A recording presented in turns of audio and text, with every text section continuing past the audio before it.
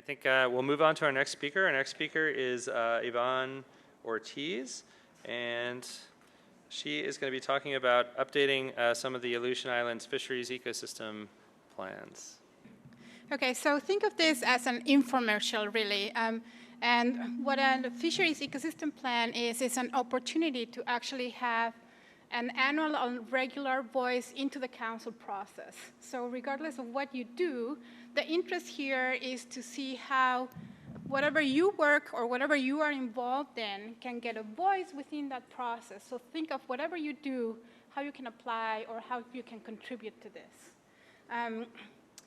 So what is an ecosystem, a fisheries ecosystem plan?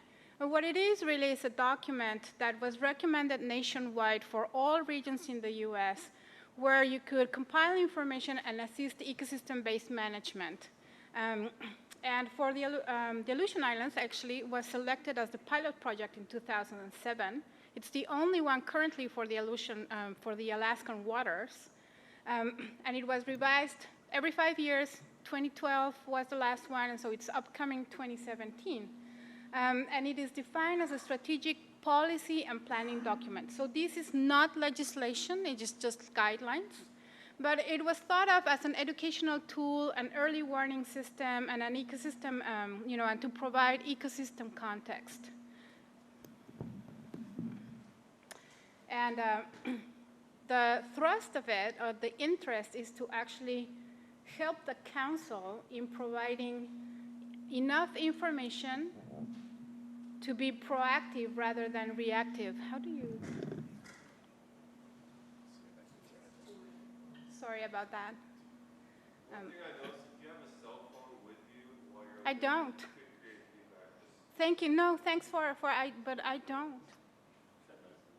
I think so. Yeah, it's gone. Thanks. I can, indeed. All right.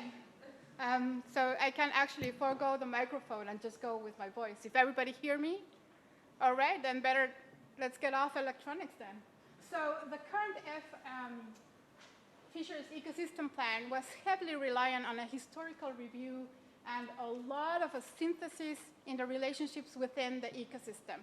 So really a compilation of whatever was known about the physics, biology, management relationships, and socioeconomics within the system. And so about 2/3 of the document were devoted to the first two areas. But importantly, 1/3 of it was a qualitative ecosystem assessment, sort of a risk assessment in the version of environmental analysis. And this is really the part that took off. Unfortunately, the part that didn't take off so much was that it was aimed to be a living document with moving towards a quantitative risk assessment and actually incorporating some of the spatial patterns and uniqueness of the Aleutian Islands into that process. So the part that did take off, which was the risk assessment, and that has been actually copied in several of other fisheries ecosystem plans, was actually taking a suite of categories, and then from each category, selecting issues of concern. And then you categorize and prioritize them according to risk level and whether those risks would happen in the short term, mid-term, or long term, or even sometimes whether there were known impacts. And so for the Aleutian Islands, you can see that we had climate and physical, predator-prey, fishing effects, regulatory, and socioeconomic activity. Now, within those, some of the high priority ones were increased ocean acidification, impacts of fisheries removals on ecosystem productivity. And this is because given that the Bering Sea and the Aleutian Islands are managed jointly, what things are actually unique to the Aleutian Islands that would require special attention? And then for the communities, the council actually has a high level of interest in looking at stability of the Aleutian communities. Now, this ecosystem assessment eventually was synthesized into report cards. And what they are a suite of selected ecosystem indicators that provide a quick view of the status of the ecosystem. Importantly for the Aleutian Islands, the area that is actually, I don't know if this, oh, we don't. Do we have a pointer? No? Well, the important part of this is that Samalga Pass is actually where the fisheries management region for the Aleutian Island ends, the formal legal fisheries management area, whereas the report card actually includes the eastern Aleutians, which are divided on the top. They are part of the Bering Sea fisheries management area, and on the south, it's part of the Gulf. So those eastern Aleutians actually provide a synthesis of what is happening in the north, in the Bering Sea and in the Gulf, which is managed disjointly. And as I said, this is a little piece of the ecosystem status, and you can see that we use a variety of indicators from seabirds, marine mammals, physical attributes, and social indicators, and we try to update it and keep up a trend that will be informative, and it is updated annually, although not all the time series are updated annually. But the importance here is that they haven't been reviewed. So with this review, it's an opportunity to actually update and look at some of those indicators. So for example, one of the indicators right now is the percent area trawled. Now, Matt is actually going to talk later on about trawlable areas. And so when we talk about percent area trawled as an indicator of how impacted is the ecosystem, what total area are we talking about? Are we talking about the total shelf area? Or should we really restrict that to just trawlable areas, really, and see how much of that trawlable area is really being impacted? And that's just an example. So under the new format and intent, after 10 years that they've been around, a few things have changed. So the intent is still to add ecosystem context. And it's still to add, provide ecosystem evaluations, but now forget about the 200-page documents and really target it and be precise.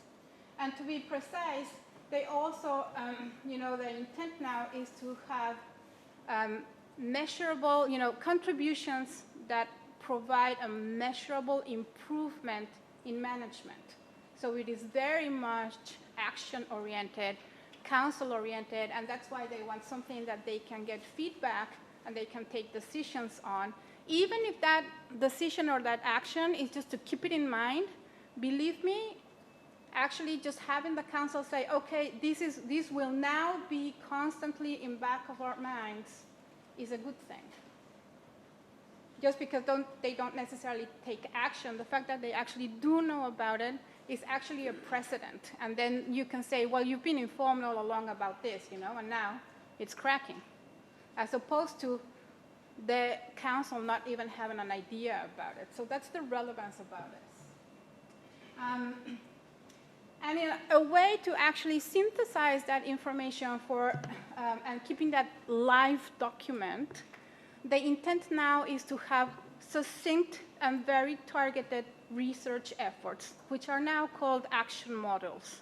So rather than having this huge compilation, you now have suites of targeted studies that have their independent scope, task, and timeline, which means that they can be done over the short term, or they can take 2-3 years, or they can be a continuing development of a certain theme, each one independent, as opposed to having a target day of saying, okay, we have to finish the entire FEP in the next year, and that's it.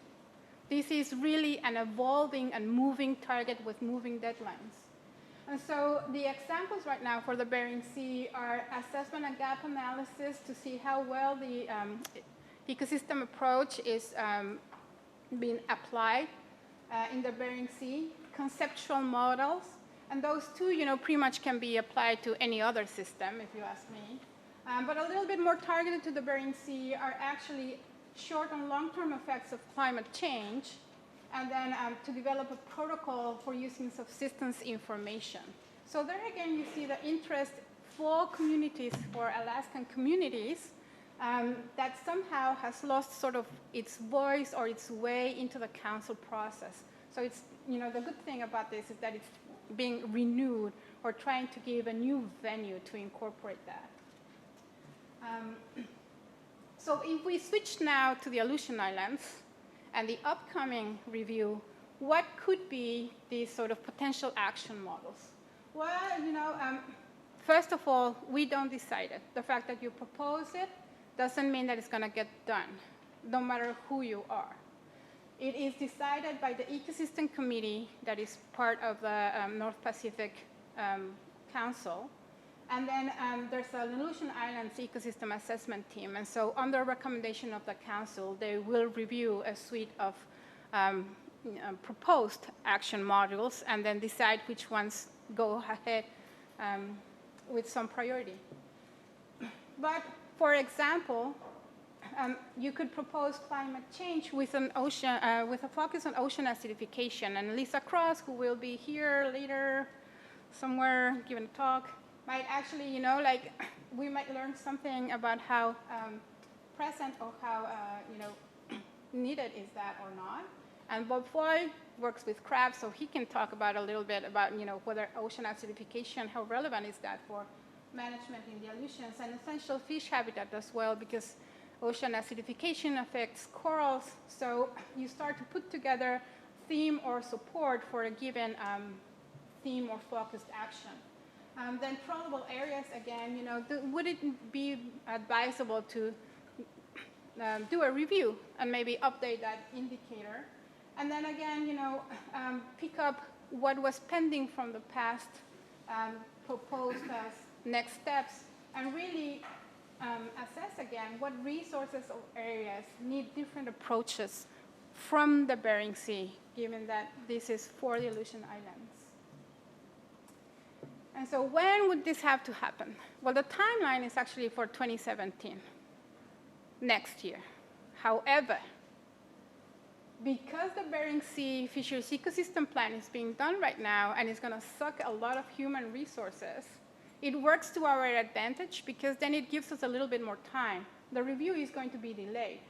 So you can put your ducks in a row and actually, either compile information or do a research project that will substantiate either a new indicator, a revised indicator, or a new theme for an actual model that then will proceed forward. This is what you should be thinking about. I'm thinking about it, but hopefully you would be thinking and interested on it as well. So would NPRB. Hopefully. So if you actually want to get a little bit more info to see which are the current ecosystem indicators and what the current Aleutian FEP says, and you want to see, it's a little bit outdated in here, I think I can, make a contribution here, or this needs updating.